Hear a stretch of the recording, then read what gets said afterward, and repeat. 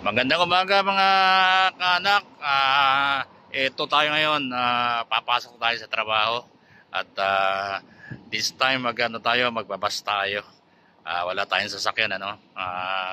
Kailangan nating magbawas ng ang gastos, kaya wala tayong sasakyan ngayon. So, nandito tayo sa bus station. Ayan. Ito yung bus station. So dito tayo ngayon to. Hintay tayo ng bus M124. Yun yung sasakyan natin papunta doon sa malapit na station dito sa atin.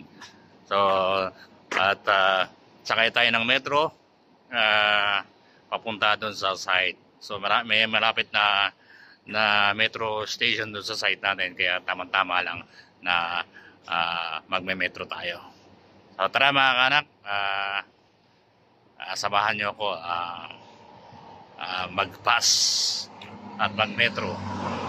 So hintay lang tayo ng bus mga kanak. Okay.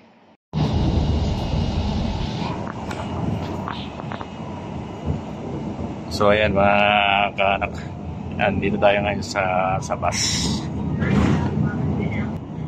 So first time nating magbabas ulit.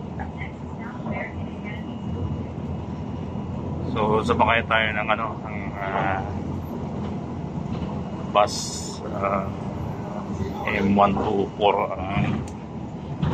ang bus number na pwede natin sakyan papunta doon sa pinakamalapit na station doon sa Uba. Tapos magme-metro tayo papunta doon sa site. Kasi may malapit na metro station dun sa pupuntahan nating site. Yung dati nating site, no, sa View Hospital. So lakad lang yun pagkagaling dun sa metro station. Lalakarin lang natin yung site. Malapit lang.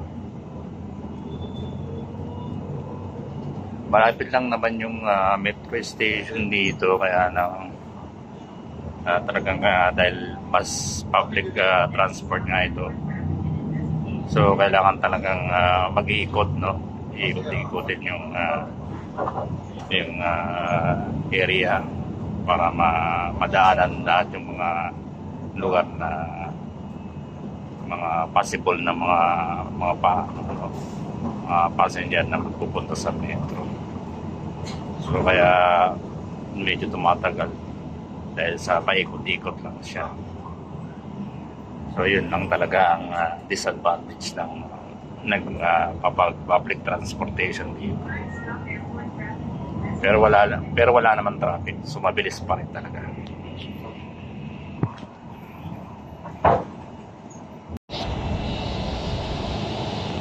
So ayan mga anak, konti lang daw pag gantong oras, no? Alas 9 ng umaga.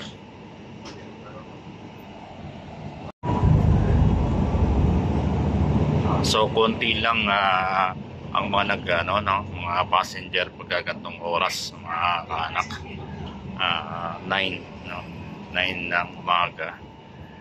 So mga ilan lang kasi every 10 minutes yata yung bus dun sa may bus station na dumarating.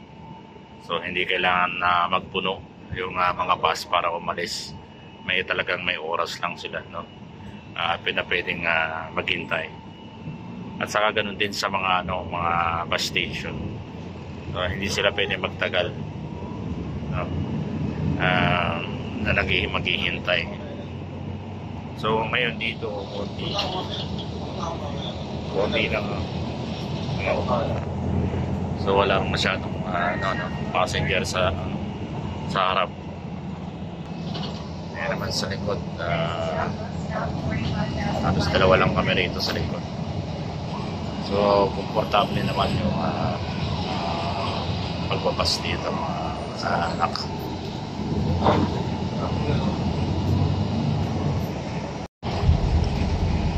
So ayan mga kaanak, baba na tayo. Ito na yung metro station.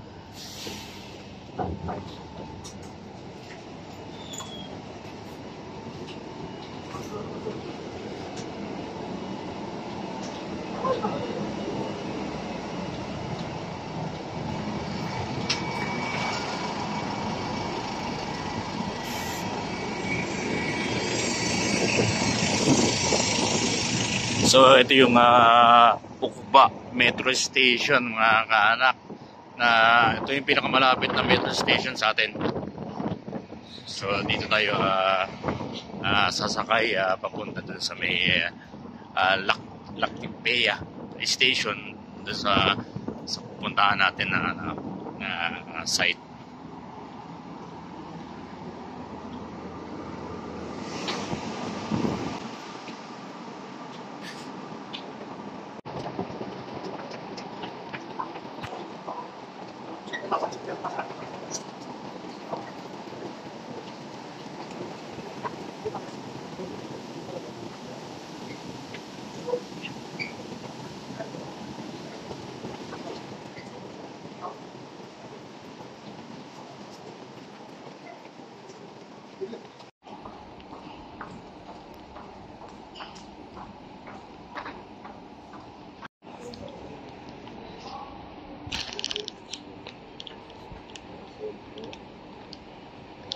So ayan, pasok na tayo mga kaanak dito sa station. Punta tayo ng platform.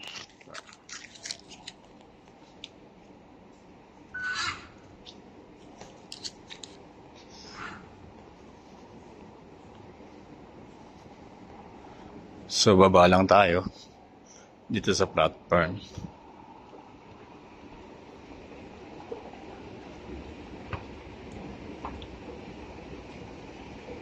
So ayan, nag-load pala tayo mga kaanak, no? Meron tayong card, no? Lumang card. So nagagamit pa rin natin. So niloadan lang natin kasi walang laman. So 2 real pala. 2 real daw pala ang fare, no? Mula rito sa Ukba Station hanggang Lactipea. So 11 station pero 2 real lang. So talagang pangmasa talaga itong metro.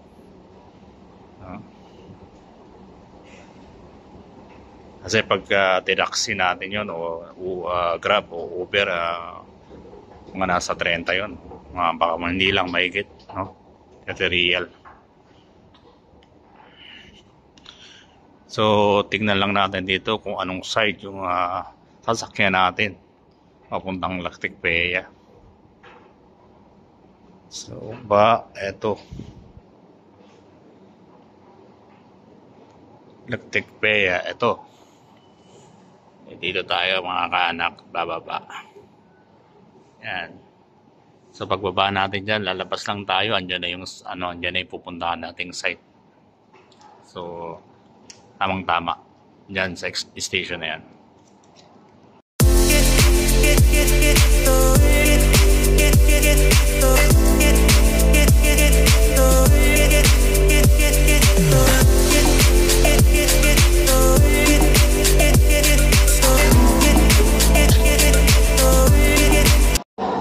So ayan mga kaanak, dito na tayo sa Lactipea Station. Ito na yung station na bababa natin. So tara.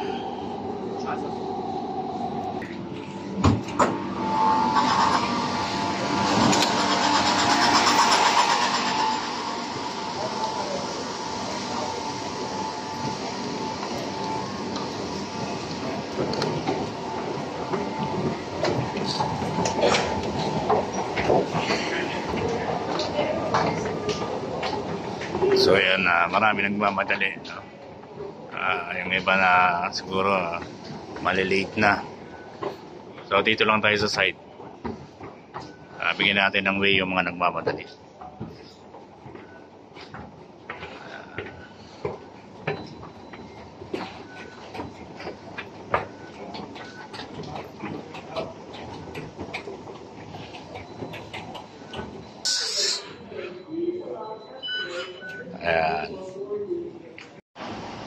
Ayan mga kaanak, isang way lang pala rito sa Lactipea. So paglabas natin dito, yun na rin yung way na pupuntahan natin.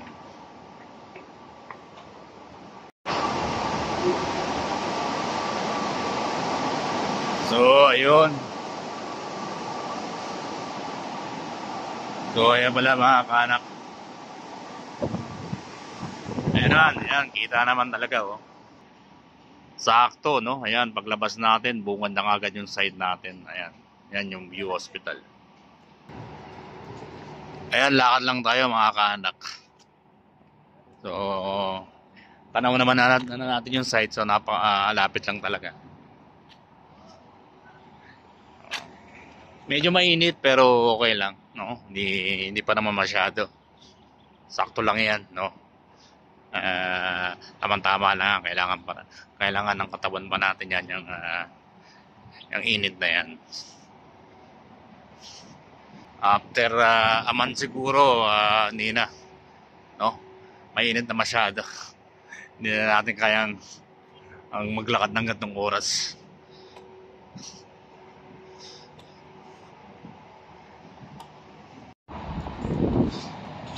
May bagong construction site dito. Dito sa tabi ng site natin. Nung bago tayo magbakasyon, excavation pa lang siya. Pagbalik natin na lumabas na yung mga kulong sa ibabaw. Mabilis lang yan. Siguro mga 2 to 3 months mataas na yan. Sumubok tayo nag-apply dito mga kaanak, pero wala pa rin tawag kasi nasa civil works pa sila, no? Ang in-applyan natin dito ay nasa finishing fit out. So tingnan natin, baka matawagan tayo, no? Sana naman. So dito mga kaanak, dito na yung site office na pupuntahan natin, no? Para sa mag-submit tayo. Ayan. Yan tent na yan. Yan tent na yan. So dati pa rin yung site office na yan.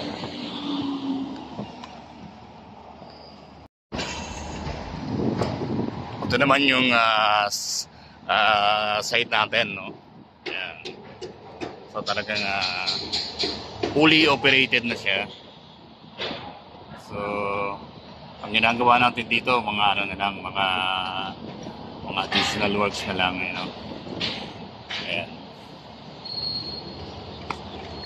So ayan mga kaanak, dito na tayo, no? Dito na papasok na tayo sa site office para mag-submit lang dokumento.